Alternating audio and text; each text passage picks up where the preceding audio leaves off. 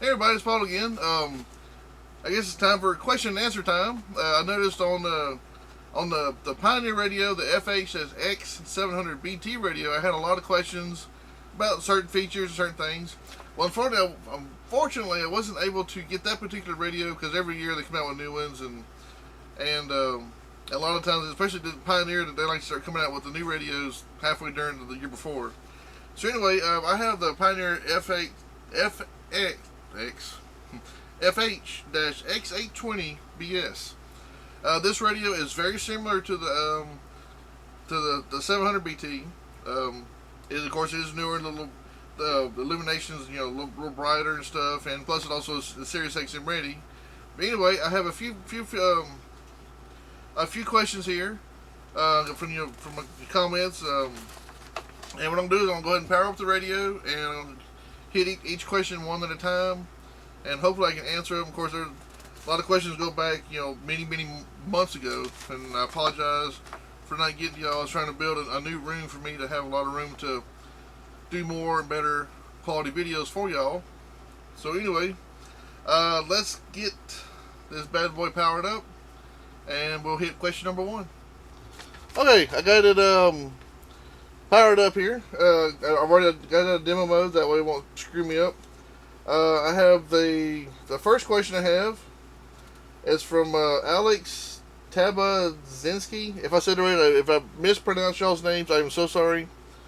I'm not good with names, and especially I'm only good with faces. If I see you, I know you, but if your name, I probably don't forgot it already. But anyway, from Mr. Alex Tabazinski, he wrote, "Is there FM and AM?" Of course. This radio, see if I can go to an actual station here. This is on FM1, which is FM station. You got it has RDS. It tells you which your station you're on. It also tells you what kind of signal you're getting, which is pretty cool. Also, if you hit the band button right here, it's bottom left of the volume button. You can actually press it and it'll cycle through 3 bands of FM. So you can actually preset 6 stations per band. So you have up to 18 different preset stations on there. And if you continue hitting band after FM3, it goes to AM. So you can get 6 awesome AM stations set as well. And when you hit band one more time, it takes you back to FM1. And if you want to preset a station, Mr. Alex, let's say you like this station right here, you can press and hold your favorite preset button, and you see it's right there. I was holding down number 4.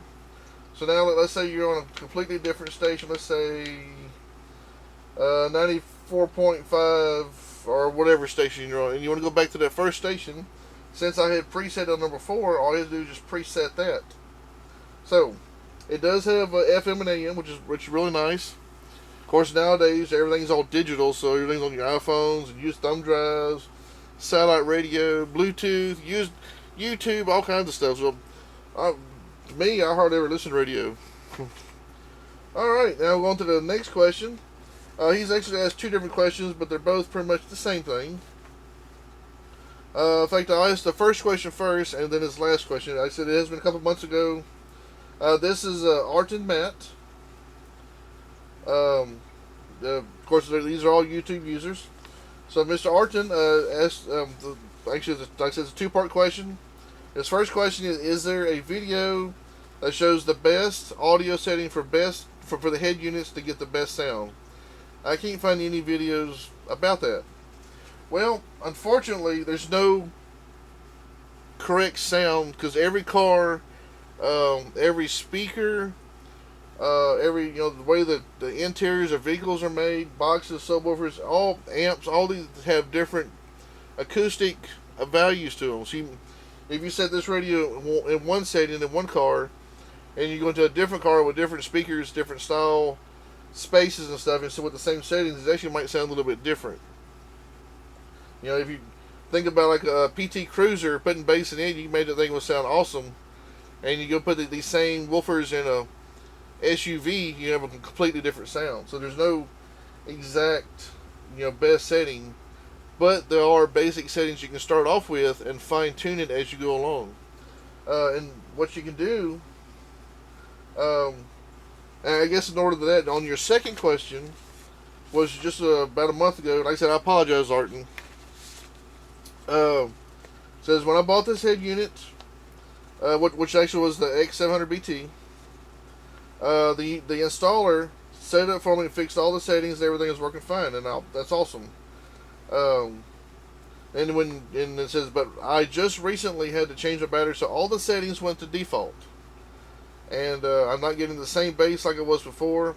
I tried to change settings, and everything just couldn't get it to work. You think you can help me? Well, Arton, I'm going to try it. I'm going to show you. Like I said, I don't know, the settings that the installer put in there, but I can give you, like I said, the basic settings to start off with. So anyway, what you can do is go to the audio settings. That's under menu. Of course, your fader and balance, you fix that the way you like. If you go to EQ settings, this gives you of course, all your little factory presets in there, but you also have custom 1 and custom 2 that actually go in here. And what it is, you got 5 band equalizer. It starts from 80 hertz, which is your bass, and you got mid bass, which is around 250 hertz, and then you got your mids, which is around 800 hertz, and then your I guess mid highs, if you want to call it like that, it's 2.5 kilohertz, and then treble, which is 8 kilohertz. It depends on if you have aftermarket speakers, you can adjust the highs how loud you want them. Of course, if you get too many highs, it may start like really sound really trebly. It may cause it to kind of sound distorted. So you may have to start with all the way up. Of course, I'm not a perfect person, but what I do is when I put radios in, I always start off with the treble all the way up, the mid treble kind of like just a couple notches up, and then my mids usually around 3 on my radios, and then my mid bass up about 1 or 2, and then my bass up about 2. And that controls how much of the bass and mids and highs you're gonna put out. And like I said, you can go back and you can adjust it. If this song sounds too bassy or not too highs, you can actually adjust it down a little bit or up a little bit. Now there's another setting, that after you fix that, you go down to of course your. So anyway, when you come down to loudness, you can actually turn the loudness of the radio up. It's kind of like add more volume to what you already have. And I notice when I put it on mids and highs, I can really hear the tweeter sound come out. The bass starts hitting really hard. It's kind of like your own little mini volume, if you want to call it that way. So you can also adjust the loudness from low, mids, and highs. Of course, the higher up, the more sound you have coming out. Now, and next we have where's it at? Subwoofer, normal. Just leave that alone. That's usually unless you're really some sort of audiophile, then you can adjust it to reverse. Subwoofer control. This is where you can actually tune in the exact hertz that you're looking for. If you have a ported box, the lower the hertz, the better. It brings out more deeper bass. The bass seems to travel further. It might actually sound a little bit louder, but if you have a sealed box, I would probably start off at 80 hertz. Like I said, every car's acoustics are going to sound different. There are some ways to adjust amps and stuff, but since the radio lost all its functions, I would probably start off with this. If you have a sealed box, start off at 80 hertz. That's like a good starting point. If you have a ported box, I would try to drop the radio down as low as you possibly can, and also the amp as well. And this is also just like the bass and mid treble earlier. This is like a gain knob for the amp, no, for the bass only. And then you got your DB settings here. You can adjust those two. You can like let it play in, switch it, and listen to it. And if it sounds a little better, then leave it on that one setting. The next step is bass boost. So it gives you a little more oomph in the bass. A little harder hit to it. Of course, too much it might have some distortion, so you might have to kind of play with it on different songs and certain settings, and then get it set up just right. Usually, to me, I usually around 2 or 3. The next is high pass frequency settings. If you have a highs on your a highs amp on your highs, like for your door speakers and stuff, you can go into here and change the hertz the way you want it to, and also the dB settings as well. The next one, of course, that's pretty much all the settings. Like I said, you could go into EQ setting, go to custom one, get your basic equalizer settings, your bass, mids, and trebles, highs, mids, and then bass. Then you go to loudness, play with mid and high. Low might not be as much bass to it, or highs to it as well. But like I said, I put it on high, and I can really tell the difference between treble and the bass really coming out. And then go into your subwoofer level control and play with the hertz and the gain on it. And then go to bass boost and adjust it. And this, like I said, this just adjust your bass.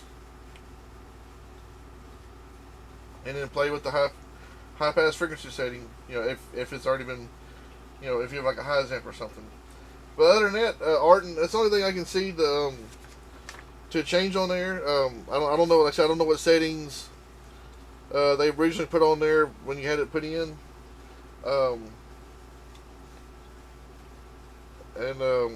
I wish I could help you any further. I'm pretty sure I got you all really confused, and I'm sorry. But just try to give those settings a round or two. Like I said, it will take a little bit to dial it in just right. Alright, the next question is by Amisha Cook. She asked, how do you restore the Bluetooth when the pairing is too full? Well, Amisha, what you do is you go into the menu and scroll down till you see, I think it's System, and you got your Bluetooth memory clear. If it's on those things, we have to kind of like cycle it through, and it'll say Bluetooth memory clear, and just click on it, and it'll say yes, blinking, and it'll say clear. So if you have like several phones paired up into it, it will clear all the phones out. And that way you can start over and have fresh Bluetooth. So before I get out of here, we'll get back into it again. Right now, I'm on the radio. So what you do is you press your volume button in. It'll say menu. Cycle around till you see System. Go into it again, and cycle it around. You'll see all kinds of stuff, and then you'll when you see Bluetooth audio, go to the next one. It says Bluetooth memory cleared. Just click on it. Click yes, and all your phones are cleared.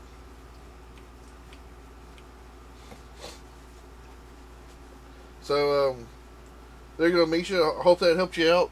I'm sorry for taking so long to get back to you, but hopefully I didn't wait too long. All right, here's another question. His name's Jim Cross. It says, thanks for the interview. You're welcome.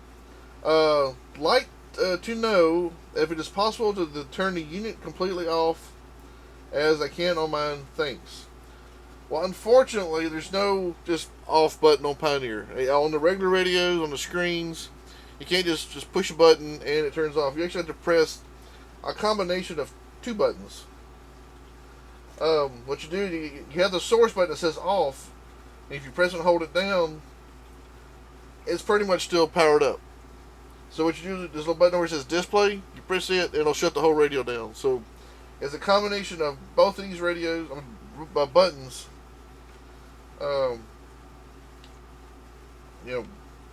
So let's say if you're listening to radio and you just finally you're late at night, you just want to or driving or whatever, um, press and hold source. The clock will come on and all these buttons will still be lit up, and then just press the display button. It'll shut the rest of the radio down. And then when you're ready to do it, just press the display button and back in reverse order. And that's pretty much it, Mr. Jim. I should fix that for you. I'm sorry for taking so long to get to you. Of course, all the other questions are quite a long time ago, so I'm sure they've already figured out. And I apologize for taking so long. Like I said, I was building the room so I can actually have more room to work on my videos for you, so I can put more videos out faster for y'all, more and more stuff. So anyway, this is Paul. I appreciate y'all watching. Like I said, if you have any questions, like I said, this is the Pioneer FH-X820BS. I do have a video for review on that. I'll post a link somewhere in the probably right here, I guess. And if you want to watch the video on it, and if you have any questions down below, hit the like button. I appreciate y'all watching. Y'all have an awesome day, and please subscribe.